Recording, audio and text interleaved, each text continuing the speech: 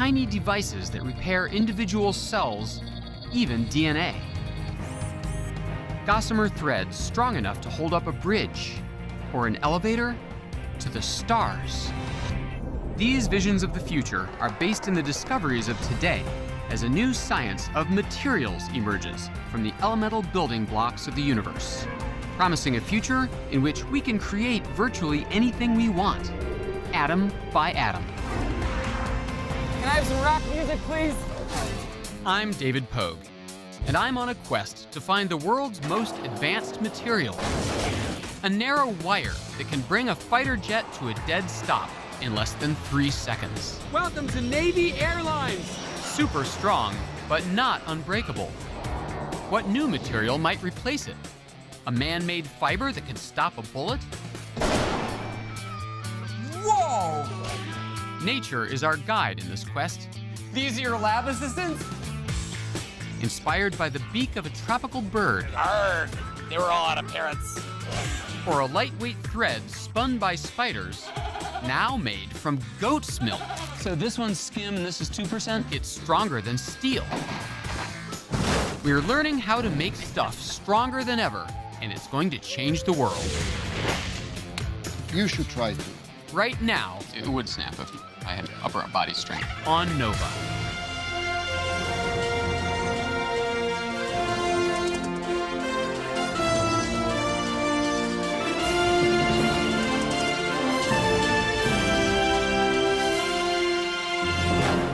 Major funding for NOVA is provided by the following: David H. Koch and HHMI. Howard Hughes Medical Institute. and the Corporation for Public Broadcasting and viewers like you. Thank you. Major funding for making stuff is provided by the National Science Foundation, where discoveries begin.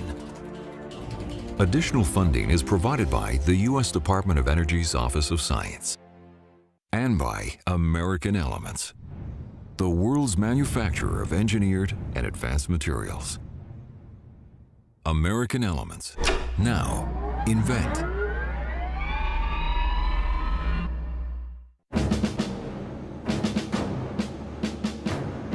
Here I am, inside a Navy plane. I'm on a quest to find the strongest stuff in the world. We're headed for that, the USS John C. Stennis. I can't believe it's possible to land on that thing. But down on that tiny deck, there's a life-saving piece of equipment that's supposed to be strong enough to bring our plane to a dead stop. Man, I hope that thing holds. Going down.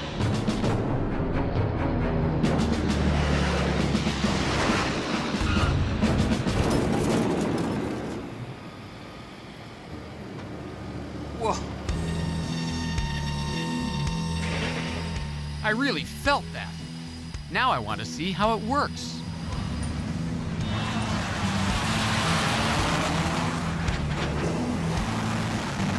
Welcome to Navy Airlines.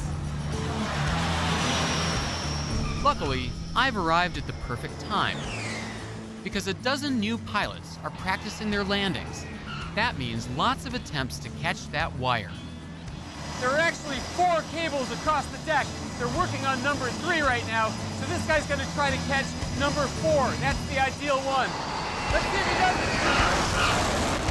it. The jets land under full power, briefly exerting hundreds of thousands of pounds of force on a cable that's only 1.5 inches thick. How is it possible that such a thin wire can have so much strength? I head below deck to get a closer look. So I think I understand how these planes land, because I came in on one of these planes. The plane has a hook underneath, and then there's this big steel rubber band on the deck that stretches a little bit and then unstretches. Am I right? No, sir.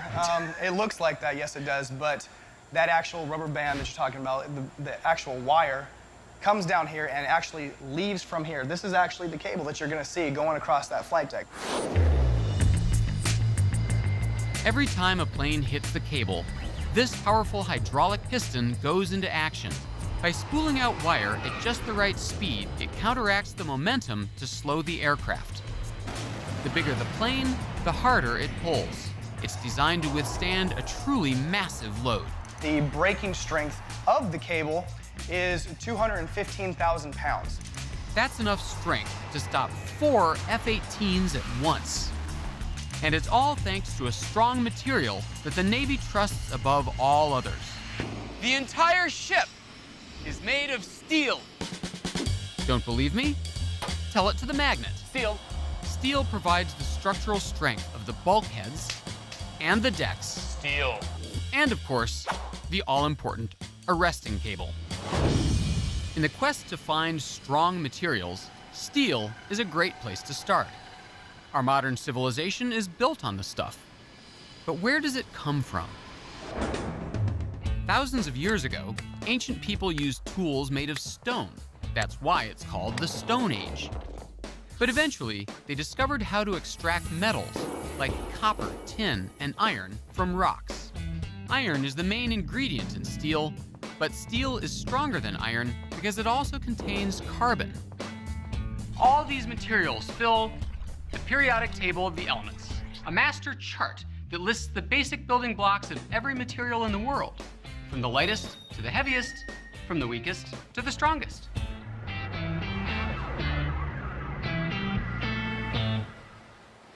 The ability to withstand pulling forces is called tensile strength, and steel has it in abundance. But it's not unbreakable. Each time a plane hits the wire, the impact takes a toll, with potentially disastrous results. In 1993, this fighter had nearly come to a complete stop when the cable suddenly snapped. The plane was lost, but the pilot ejected to safety.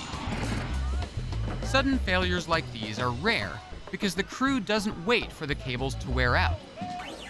So the doubled up cable down here on the pulleys, you replace that how often? Every 2,000 arrestments. And they're connected to one across the deck up there that has to be replaced every... 125. How come so much more often? Well, the one on the deck, we call it the cross-deck pennant, or CDP. The CDP takes the blunt force of the tailhook, metal-to-metal contact, at 130 to 140 miles per hour, 125 times. It's amazing that they haven't found some material in the whole world that would last more than 125 landings. I don't know of any metal that can do that yet. Steel has incredible tensile strength. But can it be improved? Can we make this stuff even stronger? That's what Elwood Steel has tried to do for the last century. They've developed and produced high-strength steel for everything from aircraft crankshafts in World War II to high-performance windmill generator shafts and other steel components. It's all based on the same basic materials first combined thousands of years ago. The end product steel is a mostly iron, 99% or so iron with a little bit of carbon. First we melt it, and then we refine it. We remove all the impurities we can to get the properties that we need from the steel. At this plant, the raw material is scrap steel to be recycled. First, it's loaded into an electric furnace for melting. When the mix reaches 3,000 degrees Fahrenheit, the liquid metal pours out of the bottom of the furnace into a ladle. Today, they're making steel for jumbo jet landing gear, extremely strong and stiff.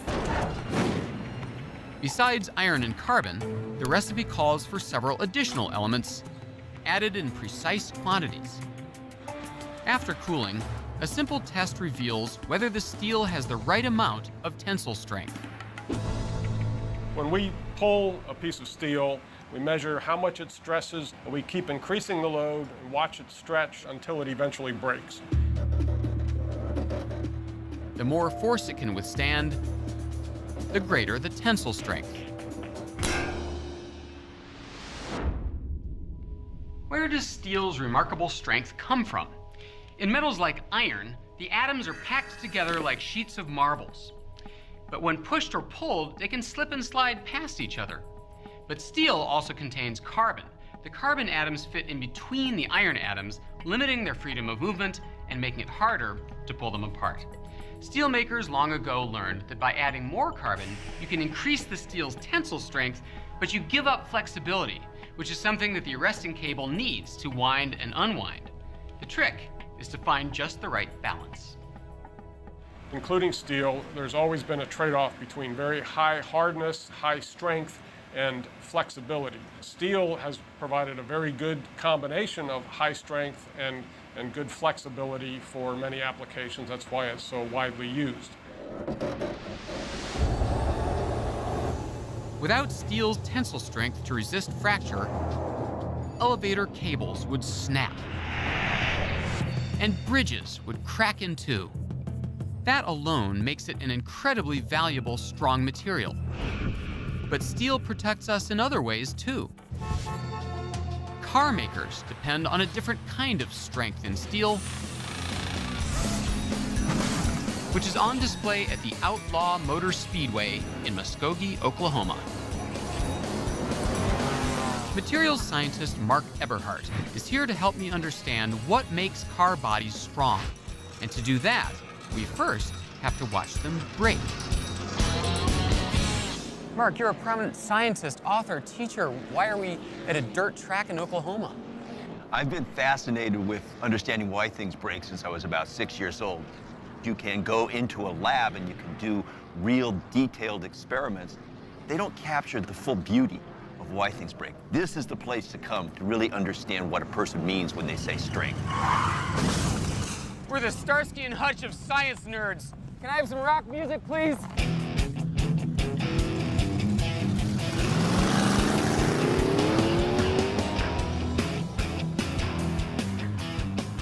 Frankly, I wouldn't mind watching from the stands. But Mark insists that only by becoming crash test dummies ourselves can we understand how steel makes car bodies strong. Most people don't think of strength as kind of a monolithic thing, but it really is a combination. Hey, what's your hurry, pal? Sorry about that. It's really a combination of properties. It's not just one property the way most people use the word. So really, when we say strong as steel, it's a little more complicated than that. Oh, absolutely. Besides tensile strength, resistance to pulling, there's also toughness. It's a measure of how much energy a material can absorb without breaking. When a car crashes and the body dents, the steel is absorbing the energy of the crash. That's toughness.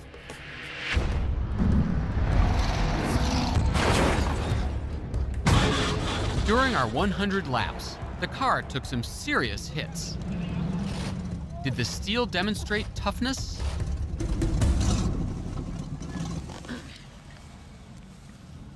You know, it's not all that much different from Manhattan at rush hour. Let's check this puppy out.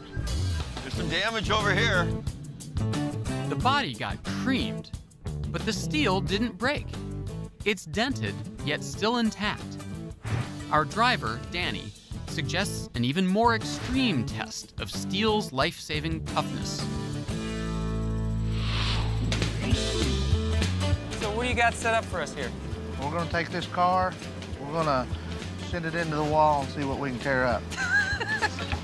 Danny locks the steering wheel in place and opens the throttle. Now, it's up to me to do the honors. In the name of science!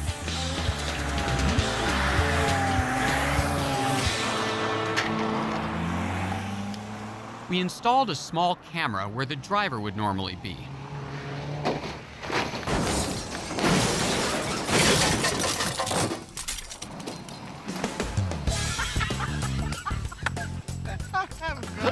The impact was far more intense than anything we experienced during the race. Mark, talk us through what's going on here. What we can see here is that we've exhausted a lot of the energy in just crumpling this thing up. I think we knocked the axle all the way back. Tell me, is that the case, Danny? It looks like it. Knocked it all the way back into the firewall. That deal will buff right out. Would you live, Danny? I would have had a heart attack somewhere between there and here, I don't know. Amazingly, the car took everything we threw at it. If the material hadn't been tough, if it had been too brittle, the damage would have been lethal. But in this case, people would have survived because the steel absorbed the energy of the collision. The amount of carbon in the steel is low enough to let the atoms move just a bit, allowing the steel to bend but remain intact. That's toughness. Who says science can't be fun? That was pretty cool.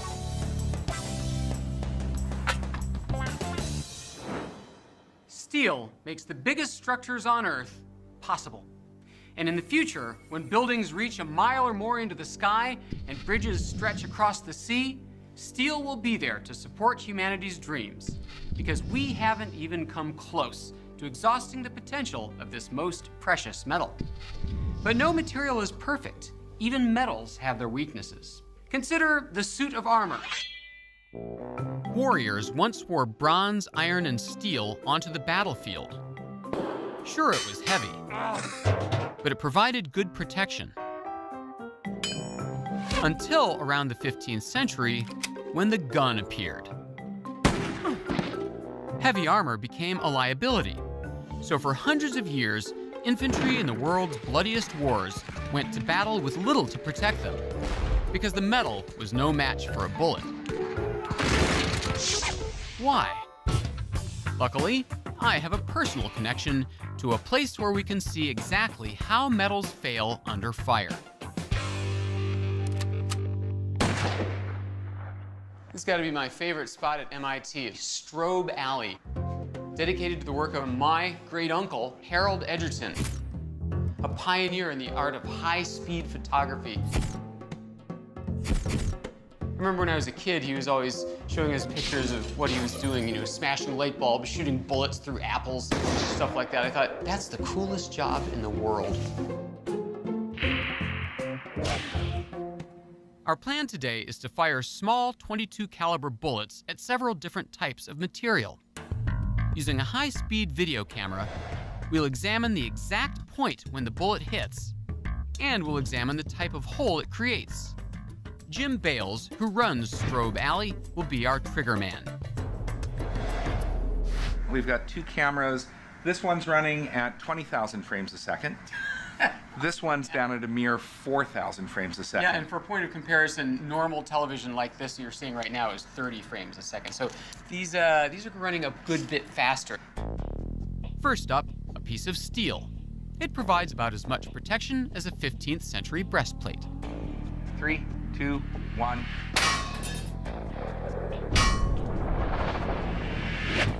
Even this small caliber bullet easily penetrates, leaving a jagged hole. Looks like someone just ripped a hole in a piece of paper.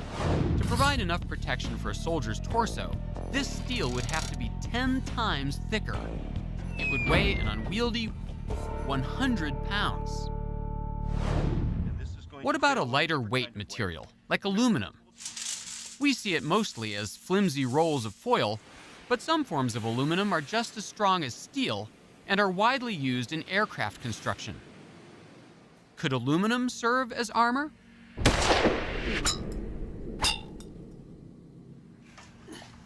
Lo and behold, there's a hole in the metal. Metallurgist, Mark Eberhardt. This is beautiful. The energy of the bullet, or much of the energy, went into folding that metal back. The aluminum shows even more tearing at the point of impact. Pieces of metal light enough to be worn as armor aren't tough enough to stand up to the focused energy of a gunshot. When a bullet strikes the surface, the energy of impact is transferred to the metal, which causes the atoms to slide past each other.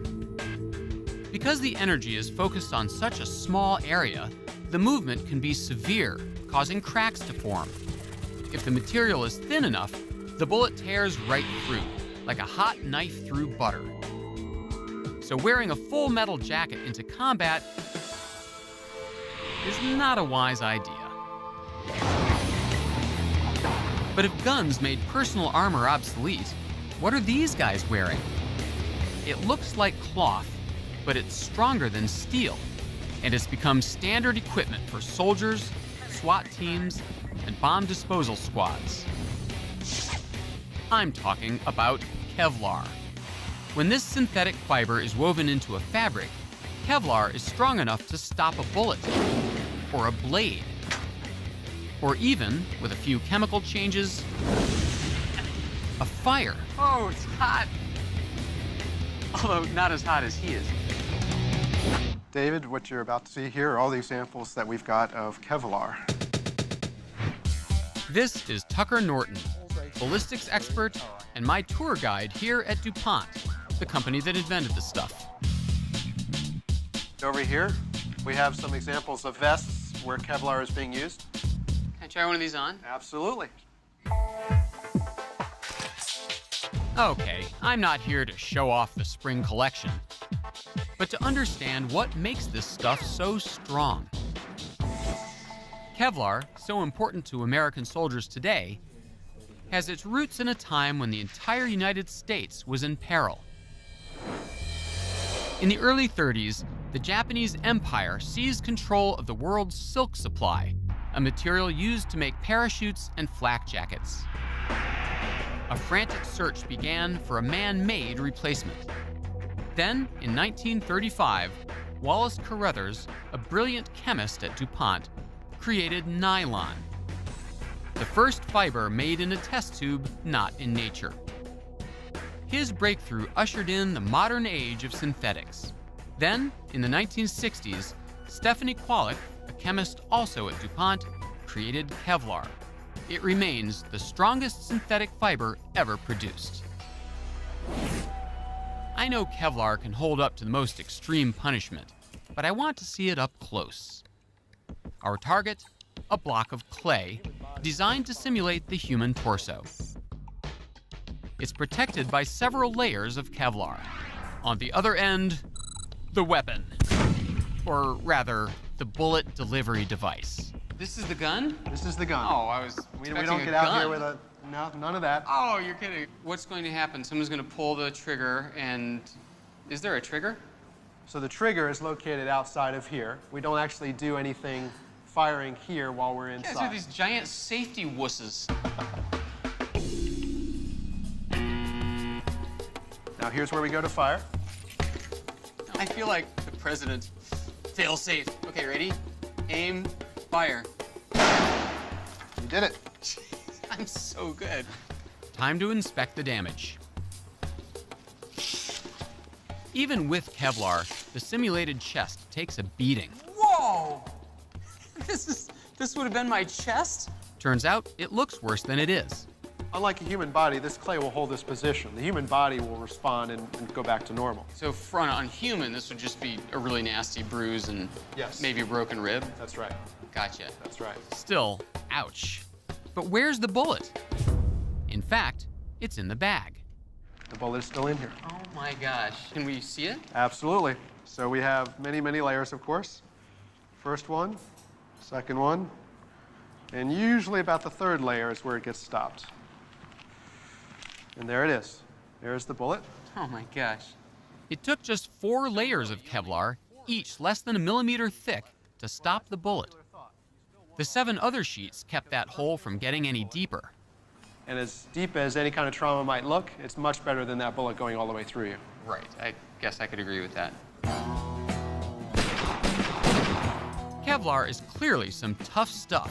Whoa. But how does it work? If you were to zoom down at about 100 million times. We have a really nice camera. Can you zoom down 100 million times? Kevlar is a polymer, a long repeating chain of atoms.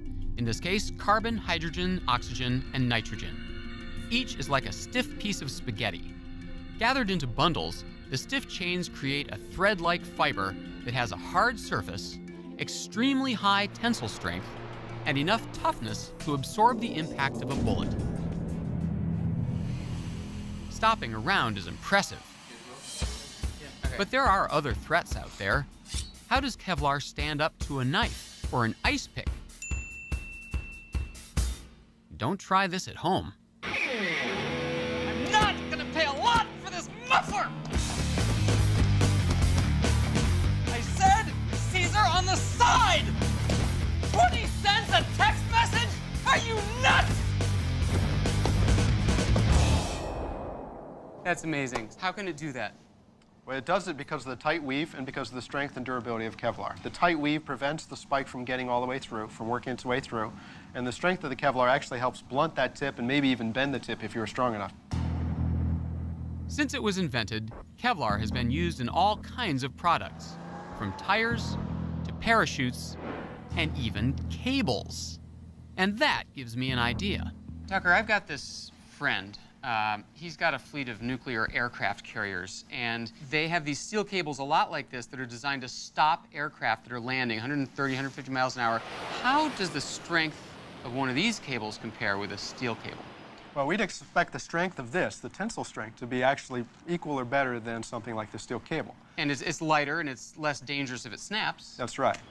Tucker doesn't think that anyone has ever tested Kevlar arresting cables, but I think I may be onto something. This could be a sales opportunity for you. We appreciate that. Thank you very much, David. I'll look for my commission.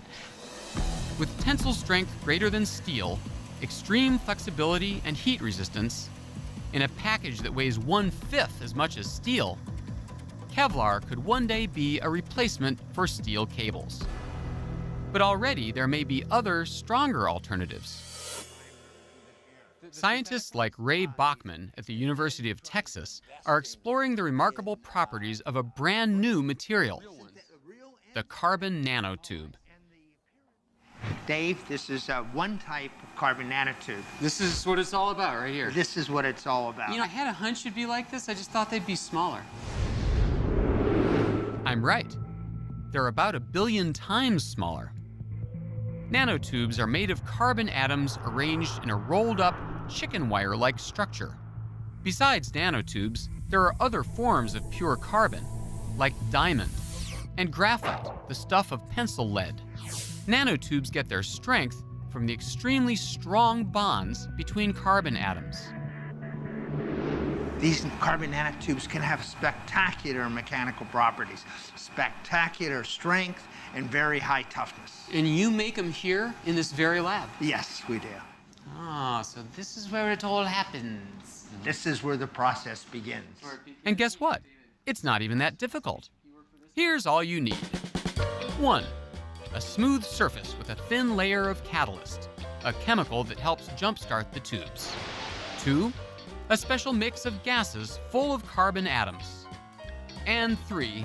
This furnace, which, by the way, is really, really hot. How much heat is it in there? Right now it's around 800 Celsius. That's about 1,500 degrees Fahrenheit. Wow. I could nuke a pizza in like 5 seconds in there. Yeah. You can open more. Oh man, that is blasting heat. Oh, I see the little black wafer in there, that's it? Yep. That's nanotubes? Yeah, exactly. Wow, that is very cool, baking away in there. Wow, it's like a nuclear tanning bed. After just a few hours, the wafer is covered with a thick black fuzz. So it looks just like a piece of black velvet. So if I were to really look in close to that, what would I see? What's it really look like under the microscope? Well, we call this array of carbon nanotubes a nanotube forest. The name is apt. Each nanotube looks like a tall, thin bamboo tree, hollow inside. So thin that if you could scale one up until it was 1 inch wide at the base, the top of it would reach 2 miles into the sky. Now picture nanotubes by the billions, all standing shoulder to shoulder, and you have one of Ray's nanotube forests. There are, in fact, about 200 billion of the carbon nanotubes in that area. Hold on 1 second, I'm gonna count them. Actually, I shouldn't be touching these. Scientists don't yet know if they're toxic. Even so, there's already a rapidly growing market for nanotube particles as strength additives for tennis rackets, bicycle frames, even high-end car bumpers. Many products already incorporate carbon fibers, which are part carbon, part plastic. But nanotubes have greater tensile strength and toughness. Ray has set his sights on making super strong materials that are 100% pure nanotube, made from his nanotube forests. These aren't just ordinary carbon nanotube forests. They are nanotube forests that have a very special type of connectivity between nanotubes.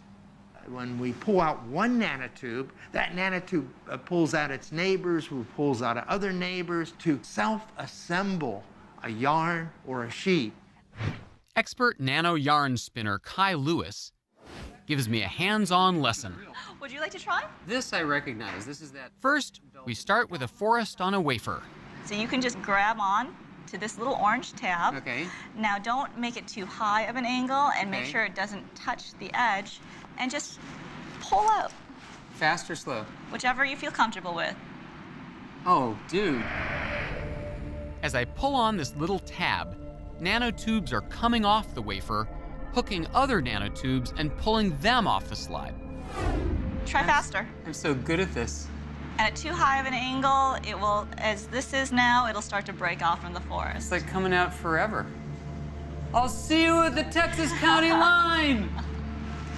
It's still going. It's still going. There, it broke. And what's even neater, I can show you right here. I can even do a little twist Oh, and you're making make that into a yarn right here. Insta yarn. Look at that. Wow. It's about 1/100th of a human hair. Oh my gosh, it is like steel. I'm pulling really hard. You probably can't even see that. In fact, And it look will at this. stay. It's so fine, you can't even see. Oh, that helps. Keep twisting. Keep twisting. Keep twisting. Okay. It's amazing. It's stronger than steel. Stronger than steel? So why then don't you take a bunch of these, twist them together, and make this super cable that'll be like bridge suspension cables and aircraft carrier cables? Can you imagine spinning a bunch of these all day long to make into a rope that's a foot in All right, diameter? so go the other way. Make the aircraft carriers really, really small. Kai does have a point, for now. But in the future, materials we make may be strong, light, and cheap enough to build incredible structures. A bridge across an ocean suspended by fibers like Kevlar or nanotubes. A geodesic dome over an entire city, its structure made of carbon. And in the future, we may not merely make these materials, we may grow them. That's what Mother Nature has been doing for hundreds of millions of years, engineering strength into the bodies of animals, one atom at a time.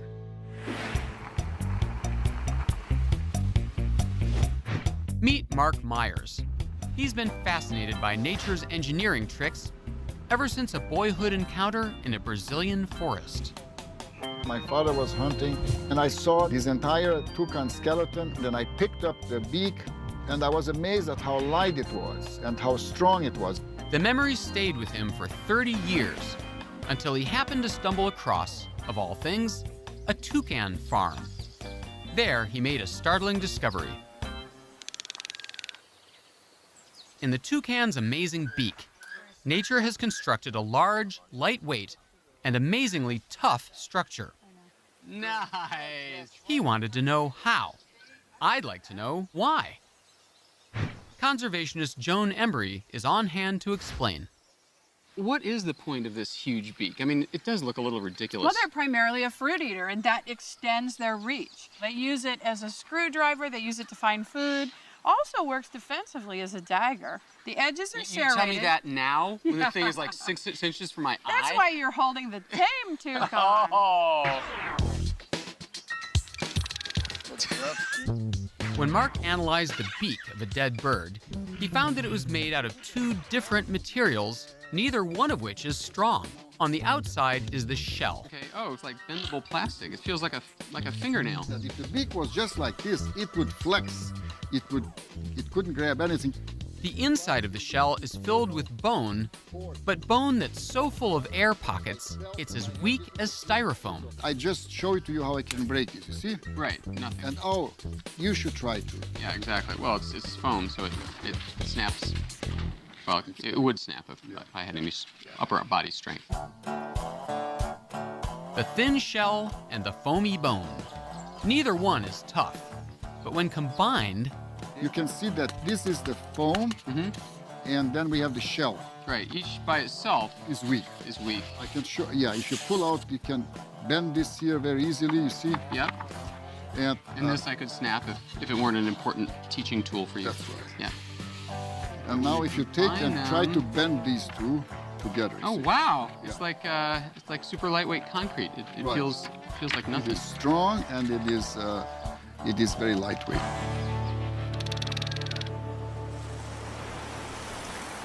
Mark was amazed that evolution had solved such a difficult engineering problem. So he began looking for other examples of animal engineering, which soon led him from the jungle to the beach. This is your lab? You work in a wetsuit on a table by the ocean? For today it is. I've been studying actually, Dave, these shells, the abalone, for some years because they are very, very strong.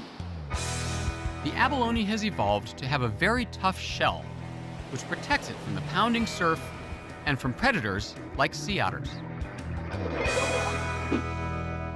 What is this shell made of? You're saying it's not like other shells. It's calcium carbonate, which is the same as chalk, Chalk. Huh. but it's much, much stronger than chalk. Yeah, chalk is not especially strong. I noticed by pure coincidence there's a piece of chalk right here, and I don't think of chalk as sea otter proof. I mean, it just crumbles. It crumbles. The fact that it pulls apart so easily shows that chalk has very little tensile strength or toughness. But that's not the end of the story. Mark tells me not to be fooled by chalk's apparent weakness because it's actually a very strong material. I was never any good with dominoes. Now, you said that this is weak, right? Yeah. You broke it with your... My bare hands. Yeah, now I'll show to you that you can put your entire weight here. If you step carefully here. Can I use you as a ladder? Yeah. All right. Put more in the middle. More in the middle? Yeah, yeah. You've got to be kidding me. This is going to No. shatter them like glass. See? Wow! 185 pounds of pure muscle. Yes. Look at that. What's going on here? Chalk can withstand tremendous pressure. It's called compressive strength, and it's a property of ceramics, the stuff of pottery, bricks, and the cement in concrete. But ceramics also have a weakness. Bend them, drop them, shoot them, or even take a hammer to them. For your $25 pledge, we'll send you this handsome coffee mug. And they shatter.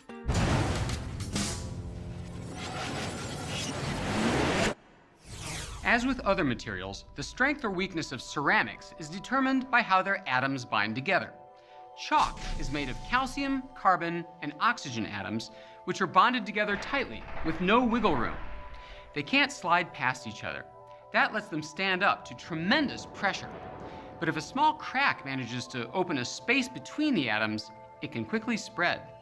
That's why materials like chalk, even though they have high compressive strength, often seem fragile. Take glass, another fragile material. Mark insists that it also has high compressive strength, even more than chalk.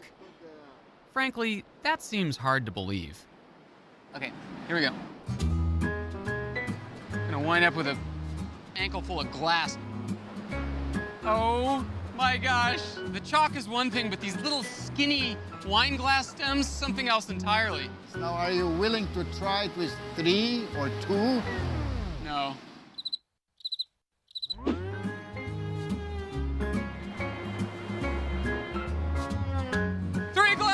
Three glasses! Where's the Cirque du Soleil agent when you need him? That's amazing, All right, you Mark, did it. explain this in science terms quick. Ceramics and glasses, when we compress them, they are very, very strong, stronger than metals. Okay, should we All try right. one? Yes, Let's go do for it. one glass. One glass, let's do people. it. Whoa, whoa. Oh my God, I can't believe it. How is this possible? You did it, One Dave. glass. You I'm did it. amazing. That's the world record.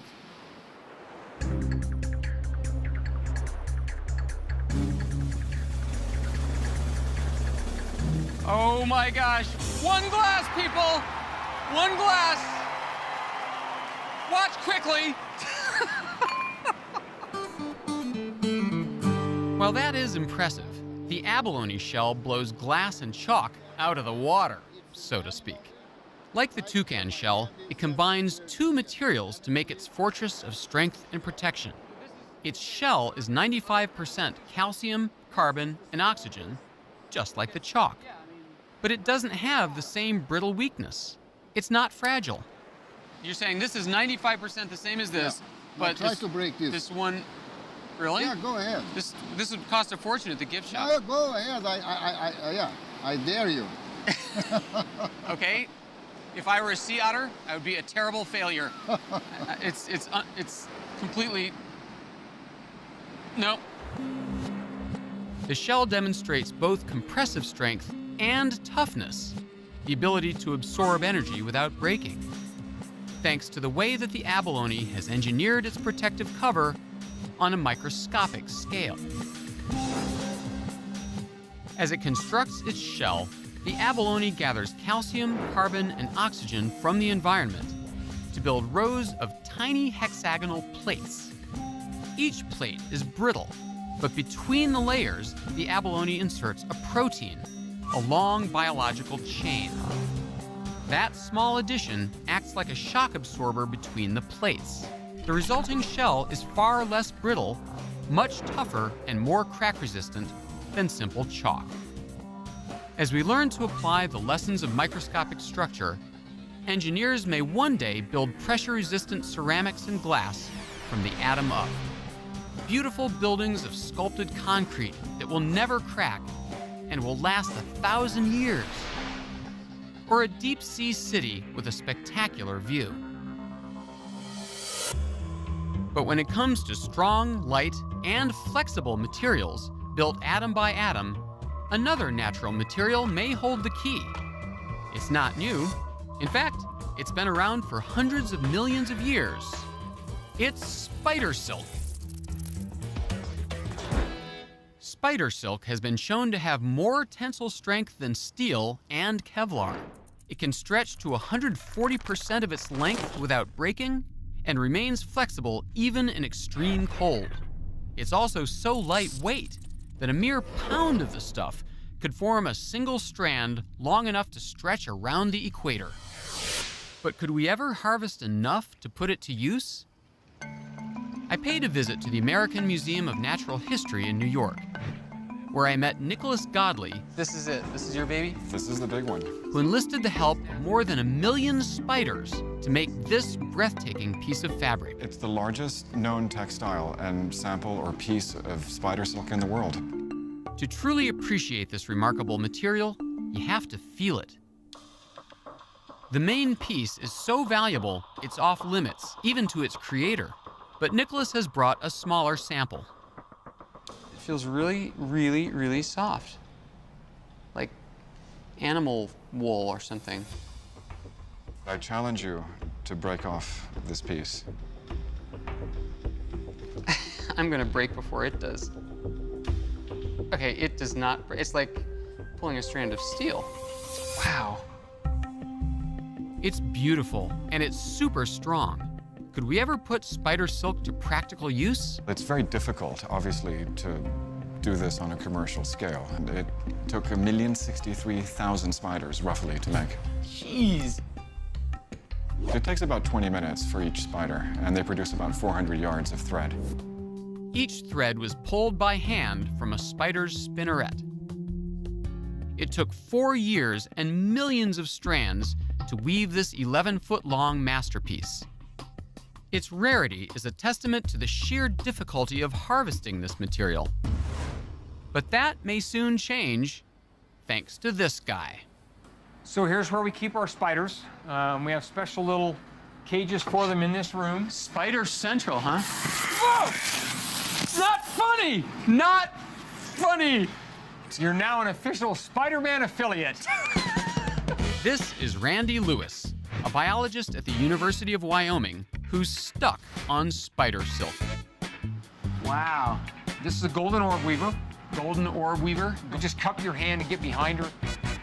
Why is she making web right now? Because she wants to make sure if she falls, she catches herself. So she's constantly spinning out that drag line? Whenever they move, they leave the drag line behind. That's kind of where it got its name. Randy has been fascinated by the amazing properties of dragline silk for 15 years, and he knows all too well the difficulty of extracting silk from spiders. So he set out to find a way to mass produce the stuff in hopes of revolutionizing the world of strong materials. Wyoming is ranch country, so when Randy began to consider how to solve the problem, his thoughts turned to livestock. He figured maybe he could combine a little old-fashioned animal husbandry with the emerging science of genetic engineering. Now, thanks to Randy, these goats have just a little bit of spider in them. Transgenic, that's the word for what these goats are? Right, means that they have a gene from another organism that's been put into their chromosomes. Genes are sections of DNA that contain the encoded instructions for making proteins. Scientists identified the 2 genes in spider DNA that make silk. They copied one of the genes and spliced it into the DNA of goats so that they would make spider silk protein in their milk. I'm a little worried about what we're gonna find in here. 8-legged goats, giant dripping You won't be able webs. to tell the normal goats from the transgenic goats because they're all exactly the same.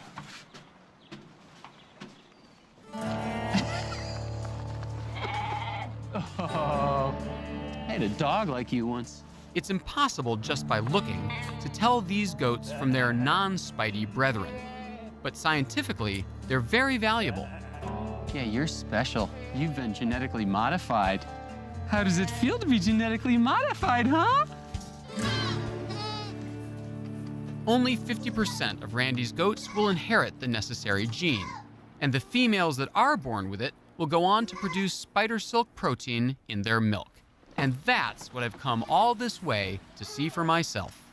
Can I try it? You're certainly welcome to. We normally use the electric just because it's a whole lot faster, but you're welcome to. Faster, but you've never seen me milk a goat. All right, well, you're about to find out here. So this one's skim and this is 2%? Well, in this case, they're both spider silk, so you can choose either one you want. Okay, so just grab and tug, just like... Right, just squeeze down. You can use your fingers and just... Wow. What % of this milk is spider silk stuff? For most of these, it's relatively low, so we're talking about maybe 1 to 2%. Gives 2% milk a whole new meaning. That's right, 2%. Yeah, we'd love to see 10%, but we'll take 2% at this point in time. Next begins the painstaking process of coaxing the silk protein out of the milk. So we take the milk that we collected out at the farm, we pump it onto this column, which has a whole bunch of very small tubes in it. All right. Tubes have holes in it so that the spider silk protein and the milk proteins come out of the tubes and it keeps the fat inside. So what's left is basically goat skim milk. Exactly. Eventually, Randy comes away with a vial of highly concentrated silk protein. How much milk went into making this tiny drop of... From our best goats, that would be about a quart milk. Wow. And then how much silk can you get out of We can this? get at least 2 to 3 meters. Wow. All right, let's have a look. The final step is the most delicate. Randy's team takes the protein liquid and slowly injects it into an alcohol bath, which causes the liquid protein to solidify into a strand of actual spider silk. So this is it. So this is your man-made spider silk. This is man-made spider silk. Now, to prove its mettle, Randy loads the strand into a machine that measures tensile strength. Look, you can start to see it moving. It is. It's straightening out. The silk stretches as it resists being pulled until... It just broke. I'm sorry, Randy. But there's nothing to be sorry about.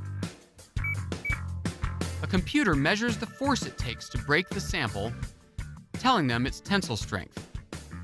Remember, the tensile strength of steel, its resistance to being pulled, is what kept my plane from plunging into the ocean. The tensile strength of spider silk appears to be greater than steel or even Kevlar. Not as strong as carbon nanotubes, but more flexible, easier to make in long strands, and certainly not toxic. We are stronger than Kevlar, we're stronger than steel, we're not stronger than the natural silk.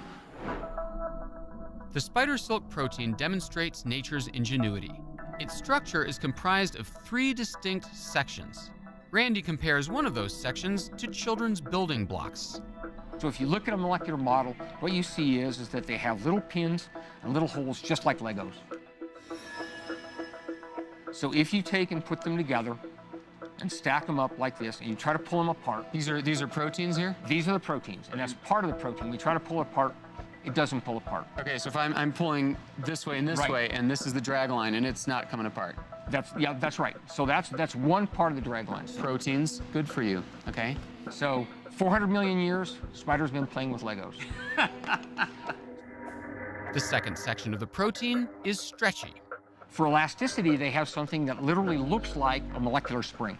When you pull on the ends, right, it stretches. Okay, so this and that's elasticity. This would be a different protein? No, it's the same protein. It has different parts. Okay. So we have, in the same protein, we have Legos. Right. We have springs. Okay.